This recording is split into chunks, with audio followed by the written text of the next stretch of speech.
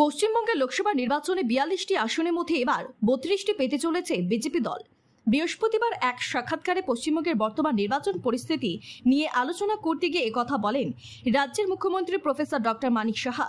তিনি উল্লেখ করতে গিয়ে বলেন, পশ্চিমবঙ্গের লোকসভা নির্বাচনে প্রচারে গিয়ে মানুষের মধ্যে ব্যাপক সাড়া দেখেছেন। এবার ৪০০রও বেশি আসন নিয়ে পুনরায় ভারতবর্ষে ক্ষমতায় আসছে এনডিএ জোট।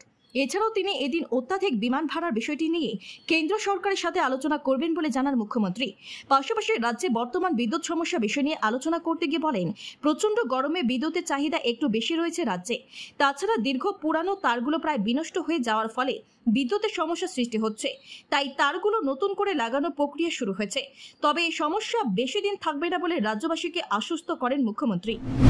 যশস্বী প্রধানমন্ত্রী নরেন্দ্র মোদীজি বলছেন যে বারবার যে ৪০০ পার হবে আমাদের এনডিএ এবং বিজেপি মিলে, এবং সেটা হবে। আমি ওয়েস্ট বেঙ্গলে তো এই নিয়ে আমি ৪-৫ জায়গায় গেলাম, আগামী দিনেও আমি যাচ্ছি। লম্বা আমার ওখানে যেতে হবে, প্রবাস থাকবে।